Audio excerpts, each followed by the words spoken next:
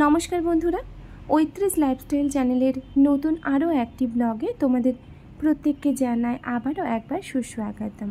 বড়দের জানাই প্রণাম আর ছোটদের জানাই অনেক ভালোবাসা। আশা রাখি বন্ধুরা তোমরা যে যেখানে আছো সুস্থ আছো আর ভালো আছো।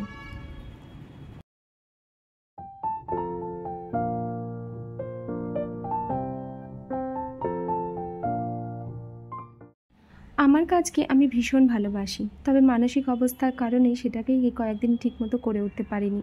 তার জন্য তোমাদের কাছে আমি ক্ষমা প্রার্থী। তবে একটা জিনিস দেখে ভালো লাগছে যে আমি তোমাদের সামনে যে কটা ভিডিও আপলোড দিয়েছিলাম তোমরা সেগুলো এই কয়েকদিনে দেখেছো, অনেক ভালোবাসা দিয়েছো, নিজেদের মানসিক অবস্থার কথা জানিয়েছো, পাশাপাশি আমার কাজটাকে এগিয়ে নিয়ে যাওয়ার জন্য অনেক অনুপ্রেরণা দিয়েছো। বন্ধুরা, আগামী দিনে আমার এই কাজে আমার এই পথে চলার পথেও হোক তোমাদের আশীর্বাদ, তোমাদের ভালোবাসা আর অনুপ্রেরণা। ভোরবেলা সূর্য উঠলো মানেই আরও একটা দিনের কিন্তু সূচনা হয়ে গেল। তো আমাদের ইচ্ছে থাক, ভালো লাগুক না লাগুক, মানসিক অবস্থা যেমনই থাকুক না কেন, দিনগুলো কিন্তু একটা একটা করে আমরা পার করে ফেলছি। তো আজকেও আরও একটা নতুন দিনে শুরু করছি বন্ধুরা তোমাদের সঙ্গে নিয়ে। তো সকাল থেকে যতটা পারবো তোমাদের সামনে আজকের দিনের কাটানো মুহূর্তগুলোকে তুলে ধরবো। তো চেষ্টা করো তোমরা প্রত্যেকে আজকের ব্লগটি শেষ পর্যন্ত সঙ্গে থাকার। সকালে ঘুম থেকে উঠেই আগে বিছানা ঝাড়তে চলে এসেছি, যেহেতু শ্বশুরবাড়িতে আছি তো বিছানা টিছানা ঝেড়ে ফ্রেশ হয়ে এক কাপ চা নিয়ে বসে গেছি। তোমাদের দাদাভাই আজকে সাত সকালে উঠেছে, ওঠার কারণটা হলো এটাই। আগের দিনকে তোমরা দেখেছো আগের ব্লগটাতে যে আমরা ওই থার্মোকলে যে পেটিগুলো হয় সেগুলোতে করে কিছু একটা এনেছিলাম, ইলিশ মাছ ছিল সেটাই। তো কলকাতা থেকে স্পেশালভাবে অর্ডার দিয়ে ইলিশ মাছটা আনা হয়েছে। আর তোমাদের দাদাভাইয়ের কাছে মাছ মানে হলো ইমোশনের জায়গা, আর ইলিশ মাছটা আমার মনে হয় সব বাঙালির কাছে ইমোশনের জায়গা।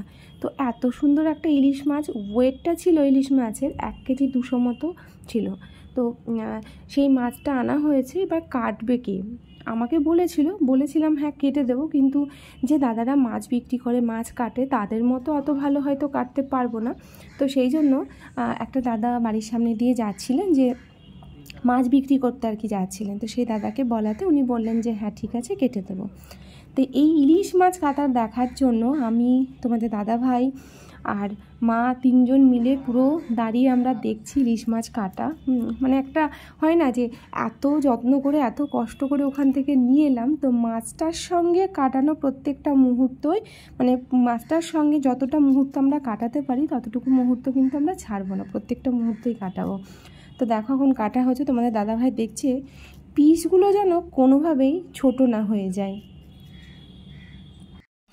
সামনে বসে মাছ কাটছে আর ও কি বসে থাকতে পারে, তাই কন্টিনিউ ডেকে চলেছে। অনেকক্ষণ থেকে বসে বসে মাছ কাটা ইনিও দেখছিলেন, তো এখনও পাননি মানে পাবেন না এটা নয়, পাবেন, অবশ্যই পাবে, তাকেও দেওয়া হবে।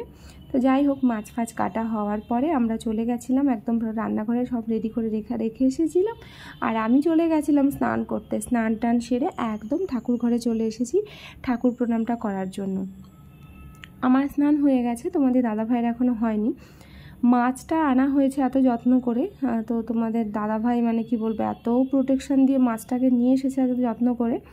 তো মাছটা রান্নাতে যদি কোনো রকম কোনো ভুল ত্রুটি হয় তার দায় কে নেবে? সেই জন্য মা আমাকে এসে বলছে যে মাছটা কি করব, মাছটা আমি রান্না করলে তখন যদি কোনো রকম কোনো কম বেশি কিছু হয়ে যায়, হ্যাঁ তাহলে তো একদম শুরু করে দেবে চিৎকার। সেই জন্য না আমি না মা দুজনের কেউ দায়িত্ব নিইনি মাছ রান্না, তোমাদের দাদাভাইয়ের উপরে দিয়ে দিয়েছিলাম। আর মা পুঁই শাক দিয়ে মা ইলিশ মাছের মাথাটা করেছিল, তো সেটাই রান্না করছিল মা। আমার যেহেতু স্নান হয়ে গেছে আমি শুধু রান্না দেখছিলাম। আর এদিকে দেখো ইলিশ মাছটা ভাপা হবে, তাই একদম পুরো ম্যারিনেট করে রেডি করে নিয়েছে তোমাদের দাদাভাই। অনেকক্ষণই ম্যারিনেট করা হয়েছে, প্রায় ধরো 1 ঘন্টা মতো ম্যারিনেট হয়ে গেছে।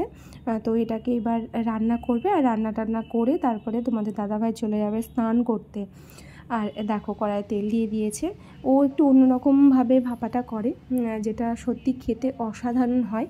তো আজকে কেমন কি হবে না হবে সেটা এখনও পর্যন্ত জানি না, তবে যেভাবে ম্যারিনেট করা আছে তাতে দেখেই জিভে জল চলে আসছে। আর ইলিশ মাছ মানে যেমনভাবে তুমি রান্না করো না তার টেস্ট কোনোভাবে নড়চড় হবে না, হ্যাঁ। তো দেখো কড়াইয়ে তেলটা দিয়েছিল, তারপরে পুরো ম্যারিনেট করা মাছটা দিয়ে দিয়েছে, তার সঙ্গে কিছুটা জলও দিয়েছিল, দিয়ে ঢাকা দেওয়া ছিল। আর ইলিশ মাছের ভাপা মানে একটু কাঁচা লঙ্কা চেরা, তার সঙ্গে একটু বেশ কাঁচা সর্ষের তেল না হলে কি জমে বলো।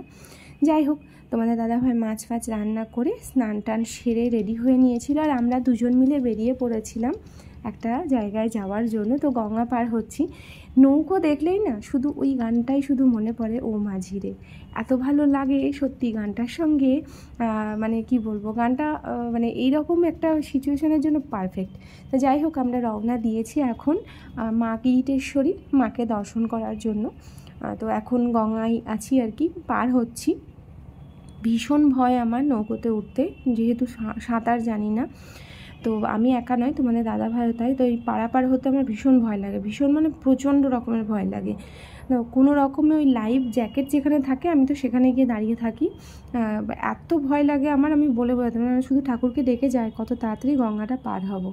তো এত রোদ ছিল, আমরা নৌকোর উপরে দাঁড়িয়েছিলাম, এত রোদ মানে কি বলবো, দাঁড়িয়ে থাকা যাচ্ছে না, ওটা লোড না হওয়া পর্যন্ত ধরো নৌকো পার হবেও না। আর এই রাস্তাটা মায়ের মন্দিরে যাওয়ার এত ভালো লাগে, এত সুন্দর লাগে না, মানে কি বলবো, মানে মন প্রাণ যেন জুড়িয়ে যায়। তো চলো বন্ধুরা, তাহলে আস্তে আস্তে এবার আমরা মায়ের মন্দিরের দিকে এগোই।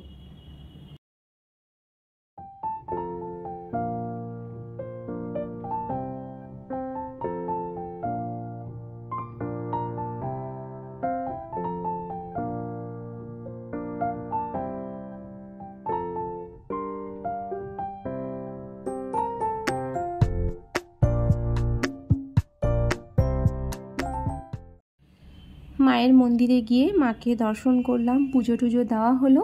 খুব সুন্দর পুজো দিয়েছি আজকে, মানে এর আগে এই মন্দিরটাতে না মানে এত সুন্দর ব্যবস্থা যে এসে এত সুন্দর বসে মানে কি বলবো, ধৈর্য ধরে পুজোটা দেওয়া যায়।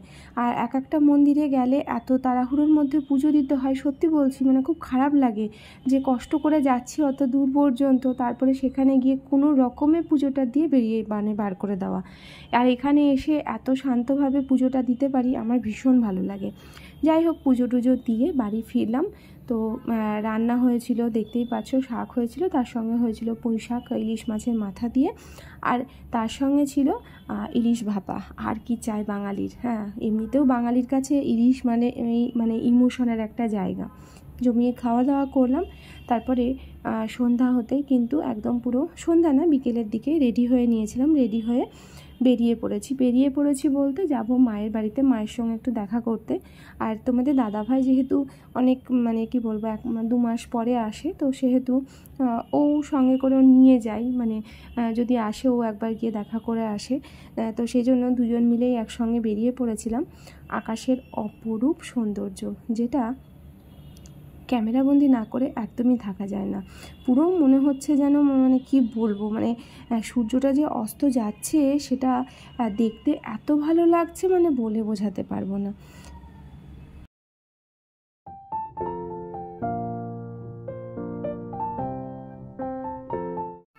মায়ের সঙ্গে দেখা করে আমরা আবার বহরমপুরের উদ্দেশ্যে রওনা দিয়ে দিয়েছিলাম।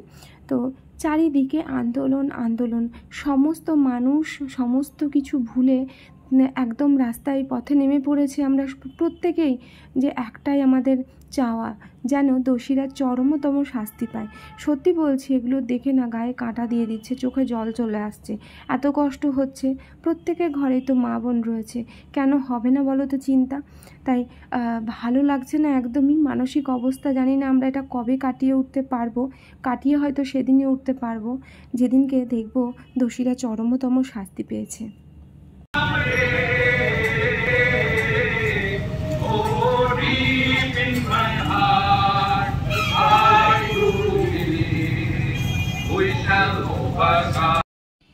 চারিদিকে এগুলো দেখে আজকে আর ইচ্ছে করছে না আজকের ব্লগটা আরও কন্টিনিউ করার। তো এখানেই শেষ করছি। চেষ্টা করব তোমাদের সামনে আরও তাড়াতাড়ি, মানে আবারও যত তাড়াতাড়ি সম্ভব আরও একবার নতুন একটা ব্লগ নিয়ে আসার। ততক্ষণ পর্যন্ত তোমরা প্রত্যেকেই সুস্থ থেকো আর ভালো থেকো।